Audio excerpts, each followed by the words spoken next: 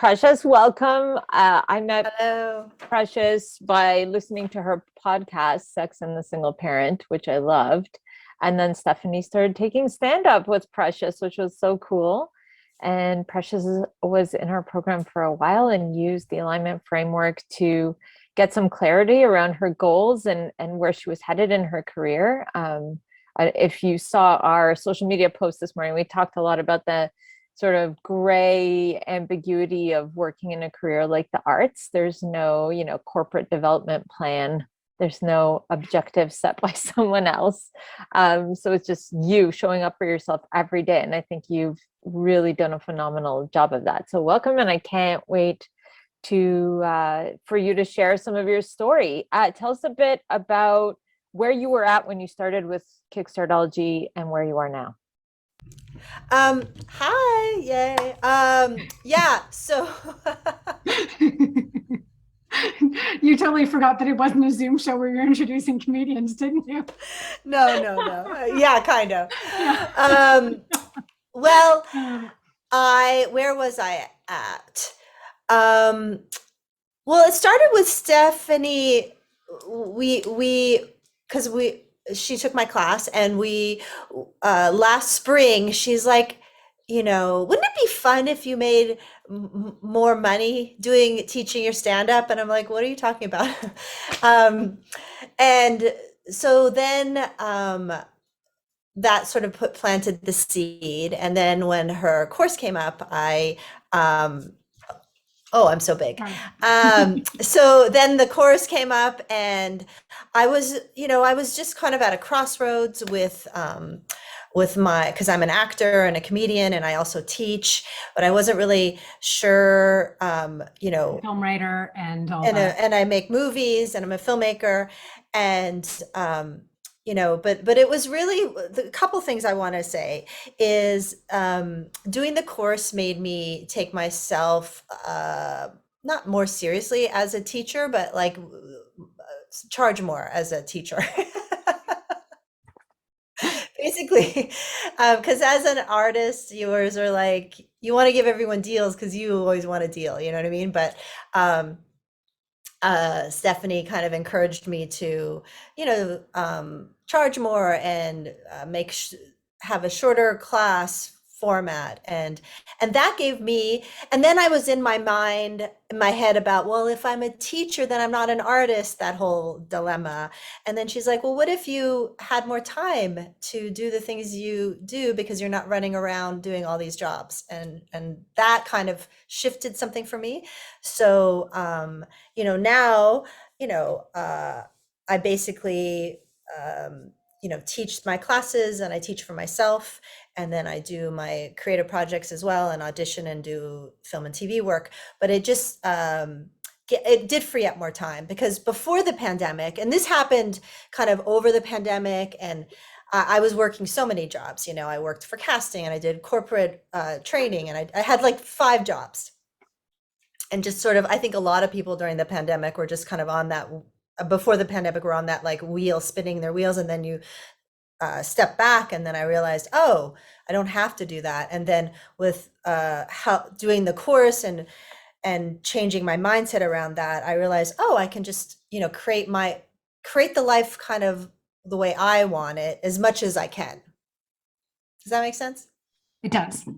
I have 2 questions. I have another question though.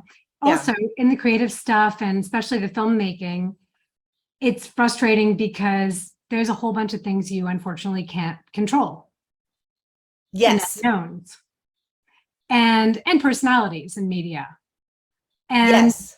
And I noticed a big change in how you were handling that over time as well, from feeling very stuck with it to processing it differently. Yes. So I would say, like, I was thinking about this and it's going to seem small, but to me it was huge. So we had a one-on-one and about this a director that I worked with a lot, and we worked together. And we had written some more films that we're pitching. And we did with Stephanie, I did that, what's it called? The thought structure thing, the model. And There's a test on that, so we'll do it later. and seriously, it was so simple, but we just created this thing. Oh, Zach is just zacking, and it which is the person I'm dealing with, but it's helped me so much to realize, to shift my thought process around how I'm, because okay, I'll try and be clear. Because my industry has so many things that I have no control over, the idea that I don't have to react a certain way was very freeing for me. And it saved me a lot of emotional energy. That's huge. Huge, because it was a big shift, that thing. I wish I could say, oh, the movie that I wanted to get funded got funded. No, but I ended up um, deciding, oh, while I'm waiting for this funding that may or may not happen, I'm going to make a documentary about me learning a ballet variation and entering an adult ballet competition, which I did. And, And so sorry, can I just brag? My clients get phenomenal results. One of them literally did a ballet competition for the slightly older people and got second place. That's So if you're amazing. wondering, I love it. So yeah, so That's amazing. my goal this year was to direct a full-length feature, and technically I did. Technically, I've made a documentary, and which will hopefully be, now we're in the editing process, so that's the next step. Oh, And so and congratulations. and Emily Graves is editing it, and she's also worked in this program, and that's how I met She her, is through here. Stephanie. Yeah. Talk a bit about that. Can you talk about, because I think when you come to one of these events, you don't really realize the full power of the community of your cohort when you're in the program. Like, what did you find surprising about that? Because for me, it was very surprising. I did not, it was like a bonus that I didn't expect, how everyone would connect and help each other. Yeah, I mean, that's it. Well, you find like-minded people, and then you build relationships that way. I think other people have you know hooked up with to get the jobs, isn't that right? Like there's Yeah. some people. So yeah, there's community here, and and people have taken my class, stand-up class from here. So there's this, that's like an extra side bonus, which is, in some ways, I don't know. You never know what it will lead to, but yeah. Kate Main and Emily Graves, actually, I just want to do a little side intro. Emily, your film is playing Kate, is the one I was telling you from Belgium. And Emily Graves, her documentary is showing there, and I want you two to talk. So just look at each other's faces because I'm doing an email intro. Done. Sorry. So yeah, such a cool group. I love that. Nadine, do you have more questions? I see. Yeah, I think like Precious. So for people who are feeling uncertain about, what they want or what their goals should be or how they're going to change their habits, like they know they kind of want something to change, but the thought of it feels daunting. What advice do you have for them? I know. It's a lot. Um, I am total perfectionist, A student vibe. You know what I mean? Like I want to be perfect, and that can feel like, oh my gosh, if I'm not perfect, why do it at all? And that for me, I found wasn't helpful. So it's really about, you know, I'll give an example, like the homework about, like, each day you have the homework or the stuff that you're doing each morning.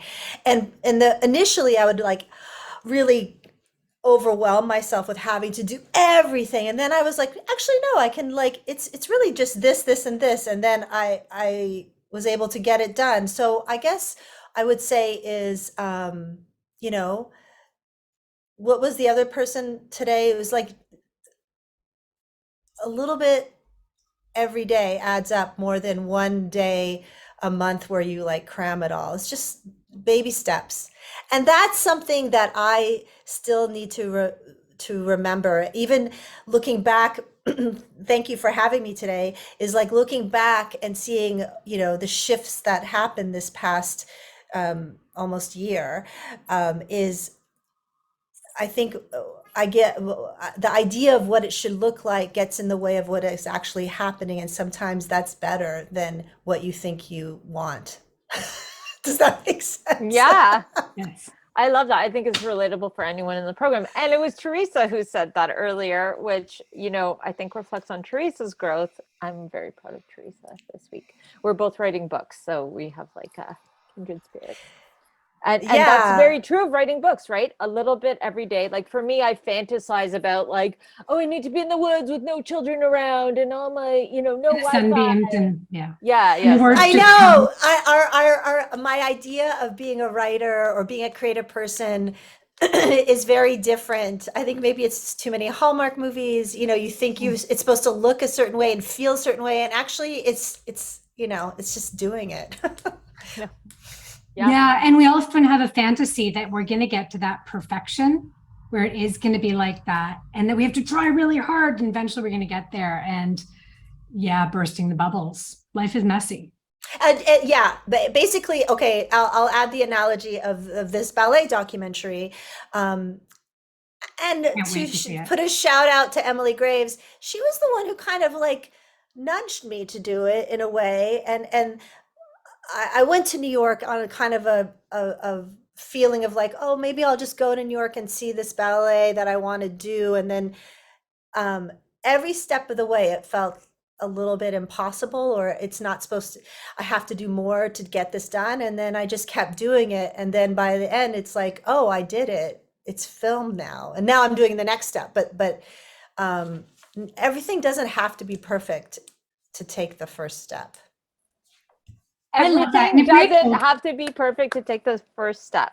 Yeah, like write I'm that making down. a little graphic Okay. of that. And the other thing I wanted to say is, if we had told you when you started the program that, okay, this isn't happening, you're going to have a full like document, blah, blah, blah, you're going to do this and this. Oh, and you'll be charging this for your classes so that you'll have this and this. Would you have been surprised? 100%. Yes, 100%. And I can't tell you how much I learned about myself learning. I danced my whole life. It's not like I just started ballet, but the idea of doing a full ballet variation on point and performing it, first of all, I would have had a lot of judgment around myself, like, oh my God, this poor lady. But then, but also I learned how relentless and determined I can be. And and also it was a beautiful experience to talk to these other women who are doing something for the love of it and the passion of it.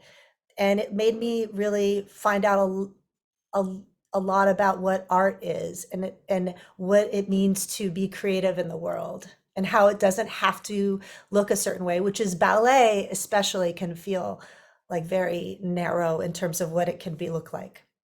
I love that. And I feel like you didn't realize it, but you went straight into Kate Main's heart when you said that. Well, thank you so much, Precious. It's so great having you. And Precious often posts her comedy shows in our Kickstartology Facebook group. So if you're not in the community, you can ask to join. The links are in the emails you'll get daily. Yeah. And if you're in Toronto, August 19th, I'm doing some stuff. So. Oh, yes, I got to put that in the calendar. Yeah. Thanks for having me, guys. Thank you so much. And I'll see you tonight. And I have to do my homework for you for tonight. Yeah. So there you go.